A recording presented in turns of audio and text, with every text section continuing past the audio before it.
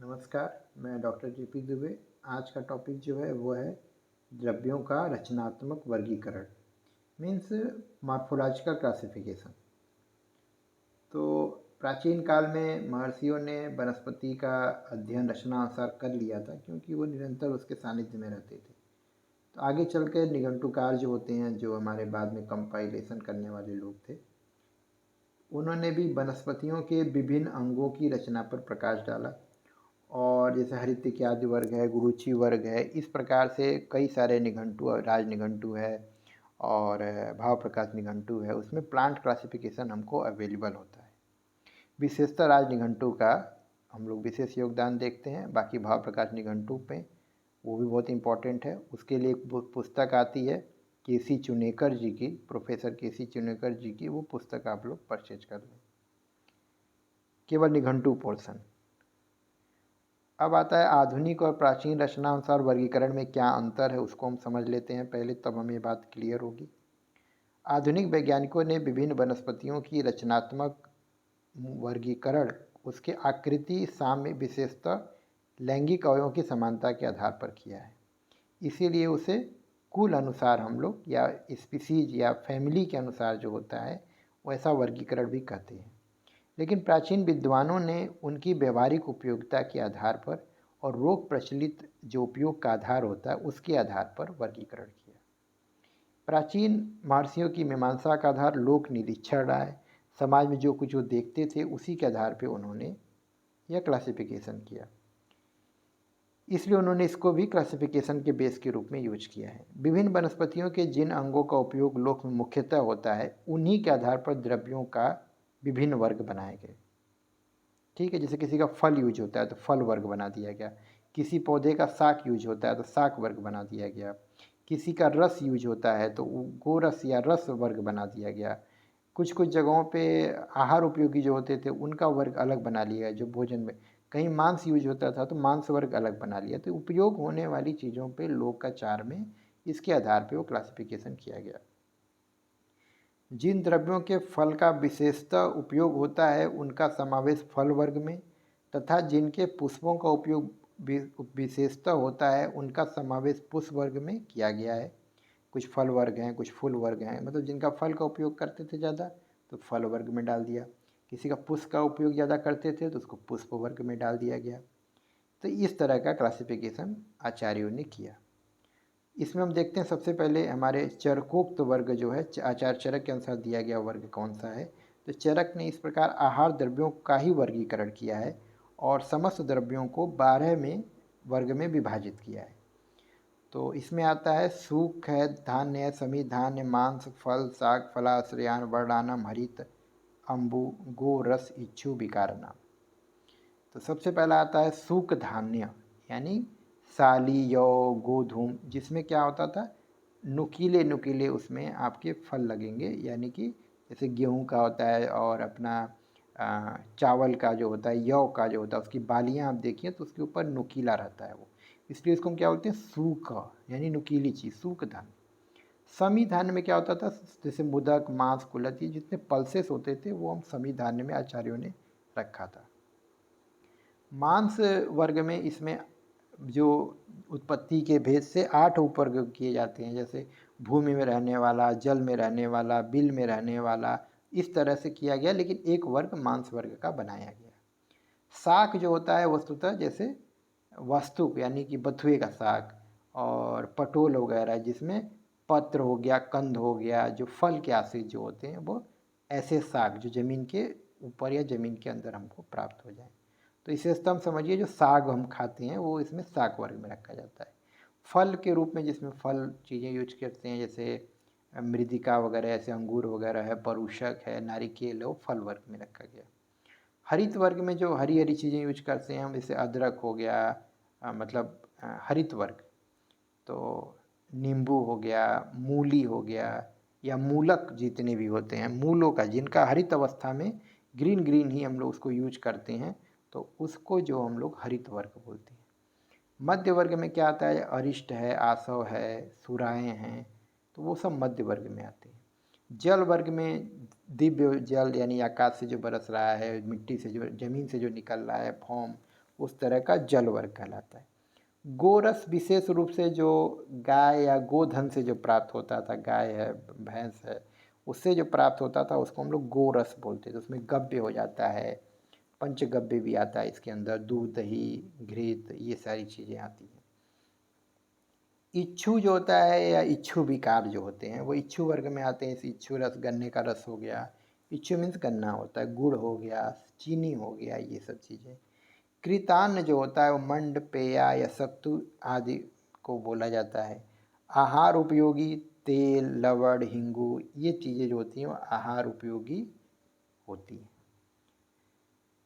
तो इसमें जो ये है चरक का वर्गीकरण। सुश्रुत ने क्या किया कि मिक्स न करके द्रव वाले लिक्विड लिक्विड एक तरफ कर दिए और अन्य जो सॉलिड चीज़ें थी वो एक तरफ कर दी। तो सुश्रुत ने द्रव्यों को द्रव तथा अन्य इन दो महावर्गों में विभाजित किया है और दोनों का पृथक पृथक अपनी संहिता में दो स्वतंत्र अध्याय यानी सूत्र स्थान 45 और सूत्र स्थान 46 में डिटेल वर्णन किया। इन दोनों महावर्गों में भी अनेक वर्ग बनाए गए हैं। तो हमें पहले तो याद करना है कौन कौन से वर्ग। तो द्रव वर्ग यानी जो लिक्विड वाले थे वो 10 बनाए। उसमें जल वर्ग, क्षीर वर्ग, दधि वर्ग, तक्र वर्ग, घृत वर्ग, तैल वर्ग, मधु वर्ग, इच्छु वर्ग, मध्य वर्ग और मूत्र वर्ग आता है। अन्न द्रव्य में जो आता है वो है साली वर्ग, कुधान्य, बैदल, मांस, ये 6 उपवर्ग। इसके अलावा फल वर्ग, शाक वर्ग, पुष्प वर्ग, कंद वर्ग, लवण वर्ग, क्षार वर्ग, धातु वर्ग, रत्न वर्ग, कृतान वर्ग बनाए। यानी कि चरक ने जो केवल 12 वर्ग बनाए थे, सुश्रुत ने उसको ब्रेक करके द्रव द्रव्य के 10 वर्ग और अन्य द्रव्य के 13 वर्ग बनाए। तो कभी कभी एग्जाम में क्वेश्चन आता है कि चरक और सुश्रुत के रचनात्मक वर्गीकरण में क्या समानता है और क्या आधार है और क्या अंतर है। तो इसके लिए एक छोटा सा पैरा है, इसको मैं रीड कर दे रहा, इससे आप समझ जाएंगे। कभी कभी एग्जाम में आता है, इसको तैयार कर लीजिएगा।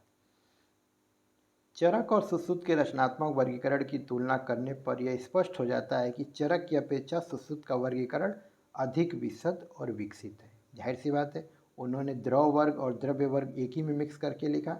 इन्होंने अलग अलग वर्ग बनाए और द्रव 10 तरह के द्रव वर्ग उन्होंने डिफाइन किया और जब अन्य वर्ग की आई तो 13 प्रकार से उन्होंने डिवाइड किया सुश्रुत ने।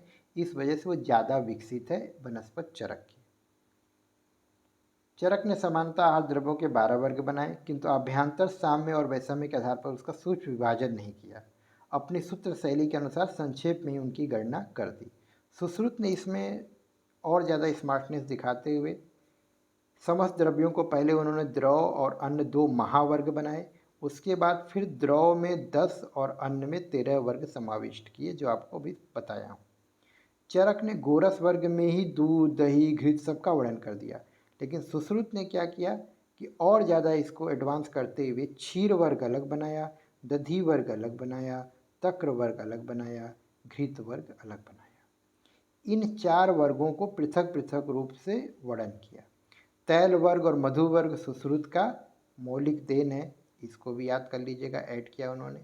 अन्य द्रव्यों में ही खास वर्ग देखिए, पुष्प वर्ग यानी जहाँ फूल होंगे, लवण वर्ग, क्षार वर्ग, धातु वर्ग, रत्न वर्ग, इसका वर्णन चरक में नहीं है जो कि सुश्रुत ने किया है। तो इसका एक कारण शैली भेद तो है ही, क्योंकि चरक जो होता है वो बहुत जो है संक्षेप में या सूत्र रूप में लिखते थे और आचार्य सुश्रुत जो हैं वो विस्तृत लिखते थे। तो चरक ने इस वर्गीकरण में केवल आहार द्रव्यों पर ही दृष्टि रखी, ये बात सच्चाई है। किंतु सुश्रुत के काल तक अनेक औषधियों का भी लोक में प्रचलन हो गया था, इसलिए उन्होंने उनका वर्गीकरण जो है और ज़्यादा रिच हमको दिखाई देता है। मूत्र वर्ग औषध में ही प्रयुक्त होता है, आहार में नहीं, अतः चरक ने इसका पृथक वर्ग उल्लेख नहीं किया, लेकिन सुश्रुत ने किया है। तो ये खास बात आप याद रखिएगा। इसी प्रकार मांस वर्ग का भी वर्णन किया, अच्छे से किया। पार्थिव द्रव्यों के भी लवण वर्ग, क्षार वर्ग, धातु वर्ग, रत्न वर्ग, एक नई और स्वतंत्र वर्ग जो है आचार्य सुश्रुत ने बताया। तो कुल मिलाकर हम ये समझते हैं कि चरक का जो क्लासिफिकेशन था वह एक ब्रॉड या बहुत स्थूल क्लासिफिकेशन था, और सुश्रुत का जो क्लासिफिकेशन है वो अपने आप में बहुत ही ज़्यादा सूक्ष्म और प्रिसाइज है। तो ये ज़्यादा एडवांस है, एक तुलनात्मक समीक्षा हम लिख सकते हैं। अब आता है जो मॉडर्न में क्या करते हैं, मॉर्फोलॉजिकल क्लासिफिकेशन जो है, और जो कि देखने के अनुसार है, तो उसमें उद्भव भेद से हम देखते हैं तो स्थलज होता है, जलज होता है, इपीफाइटिक होता है और पैरासाइटिक होते हैं। तो स्थलज को हम लोग टेरेस्ट्रियल प्लांट बोलते हैं, और जो जल में होते हैं एक्वेटिक बोलते हैं, और जो वृक्षरू होते हैं इपीफाइटिक बोलते हैं, और वृक्ष पे जो चढ़ के रहते हैं उसको पैरासाइटिक बोलते हैं। तो इसका एग्जाम्पल से हम समझ लेते हैं। स्थलज उन्हें कहते हैं जो स्थल में उत्पन्न होते हैं, यानी सूखी जगहों पर, जैसे हरित की विविध की। जलज उन्हें कहेंगे जो जल में उत्पन्न होते हैं, जैसे कमल हो गया, जलकुंभी हो गया। वृक्षरू जो द्रव्य वृक्ष पर चढ़े रहते हैं किंतु अपने जीवन के लिए उस पर निर्भर नहीं रहते, जैसे जीवंती, गुरुचि। इनकी जड़ें होती हैं ज़मीन में, केवल ये चढ़ते हैं उसके ऊपर।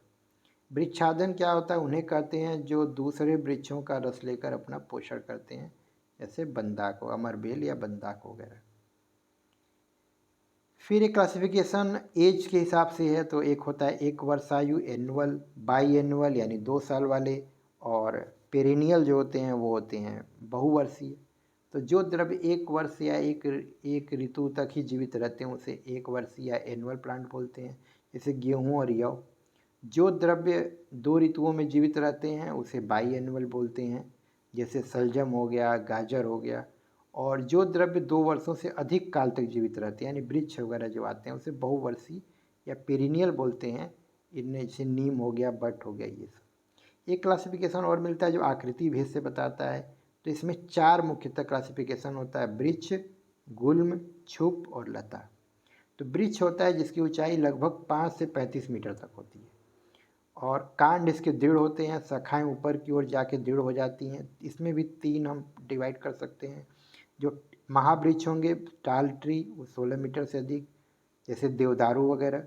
वृक्ष जो मीडियम साइड के होंगे वह 13 से 16 मीटर तक के, जैसे आम, जामुन। और एक स्मॉल ट्री होते हैं, इसको वृक्षक बोलते हैं, 5 से 6 मीटर का, जैसे पपीता हो गया, कुटच हो गया, ये सब। इसके बाद फिर फर्दर क्लासिफिकेशन में आते हैं। गुल्म किसको बोलते हैं, जिसमें एक ही मूल से अनेक कांड निकलकर झाड़ सा बन जाए उसे गुल्म कहते हैं, जैसे अर्क हो गया, दंती हो गया, ठीक है, धातकी हो गया। छुप किसको बोलते हैं, हर्ब को बोलते हैं, जो आधे मीटर से 1 मीटर तक होते हैं। इसका मूल छोटा, शाखाएं कोमल होती हैं, जैसे चक्रमर्द आदि, ठीक। आधे से 1 मीटर से भी कम ऊंचाई वाले छुप को छुपक या अंडर हर्ब कहते हैं। लताएं क्या होती हैं, वीक प्लांट। जो पौधे कांड दुर्बल होने के कारण स्वयं स्थिर नहीं रह सकते और कोई आधार लेकर आगे बढ़ते हैं, उन्हें हम लता कहते हैं। यह पुनः 4 प्रकार की होती है, प्रसर, बल्ली, आरोहिणी और प्रतातिनी, प्रतानिनी। तो ये लताएं होती हैं, इसको वीक प्लांट कहा जाता है। इसमें हम लताएं को किस प्रकार समझ सकते हैं। प्रसर जो होती हैं वो क्या होती हैं, जिसमें कांड से शाखाएं निकलकर दूर तक भूमि पर फैलती हैं, इसे कंटकारी। बल्ली जो होता है, जो ट्विंग प्लांट कहलाते हैं, जो आश्रयभूत वृक्ष आदि को चारों ओर लपेटते हुए आगे बढ़ते हैं। इसे वे वामवर्तनी और दक्षिण, लेफ्ट साइडेड राउंडेड हैं, या दक्षिण है यानी राइट साइडेड जो हैं। तो इसके भी 2 भेद होते हैं। तो ये इसके भी एग्जाम्पल हैं। वामवर्तनी में आपके उत्तर मारेड़ी, अमृतसरवा आदि होते हैं। दक्षिण वर्तनी में गुरुची, बिदारी, ये सब होते हैं, दाहिनी ओर प्रश्रय लेकर के लपेटते हैं उसको। आरोहिणी का मतलब होता है क्लाइंबिंग, नाम से ही पता है, आरोहण करने वाला। तो वृक्ष को बिना लपेटे सामान्य रूप से ऊपर चढ़ती है, उसे आरोहणी कहते हैं। इसमें ट्रेंडिल क्लाइंबर और हुक क्लाइंबर, रूट क्लाइंबर, ये सब इसके एग्जाम्पल हैं, ठीक है। उदाहरण के लिए पान है, कद्दू है, बेत है, ये सब होता है। फिर आता है प्रतानिनी। प्रतानिनी जो लताएं वृक्ष के शिखर पर अपरियादित रूप से फैलती जाती उसे प्रतानिनी कहते हैं, जैसे माधवी, मालझन आदि। औद्भिद द्रव्य, वृक्ष, गुल्म, छुप, लता। वृक्ष में महावृक्ष, वृक्ष और वृक्षक। गुल्म में गुल्म और गुल्मक। छुप में छुप और छुपक। लताएं में 4, प्रसर, बल्ली, आरोहिणी और प्रतानिनी। ये आपको बता दिया गया। बल्ली के 2 पार्ट हो जाते हैं, वामवर्तनी और दक्षिणवर्तनी। कुल भेद जो होता है, जो कि मॉडर्न का बेस है। तो आधुनिक वनस्पति वेत्ताओं ने 17वीं सदी के आसपास, जो कि हम देखिए वैदिक काल से क्लासिफिकेशन कर रहे थे, पर 17वीं सेंचुरी के अंत में इन्होंने नवीन प्रकार से वर्गीकरण प्रारंभ किया। इसका आधार उन्होंने आकृतिगत और प्रकृतिगत, मॉर्फोलॉजिकल और नेचुरल सिमिलरिटी को बनाया, ठीक है। इसलिए इसको हम लोग कुल साधर्म के आधार पर होने के कारण यह वर्गीकरण कुलगत कहलाता है। तो इसके विभिन्न सोपान होते हैं। तो सबसे ऊपर क्या होता है, डिवीजन, उसके बाद सब डिवीजन, फिर उसके बाद फिर क्लास, फिर सब क्लास, फिर ऑर्डर, फिर फैमिली, फिर जीनस, फिर स्पीसीज। यानी जो सबसे जो छोटा होता है वो जीनस और स्पीसीज होता है। स्पीसीज सबसे छोटा लास्ट में आता है और सबसे ऊपर डिवीजन आता है। तो जब कोई बड़ा वर्ग होता है तो उसमें उप विभाग कर दिया जाता है। इस प्रकार एक के बाद एक उपगण भी कहीं कहीं मिलते हैं, तो वहाँ पे आई एन इनी शब्द हम अंत में लगा देंगे। ठीक है, तो हम लोग के लिए इतना इम्पोर्टेंट नहीं है, क्योंकि हमें बॉटनिकल नेम फैमिली याद करना है, तो वो हम लोग याद करेंगे आगे जैसे जैसे हम लोग प्लांट पढ़ते जाएंगे।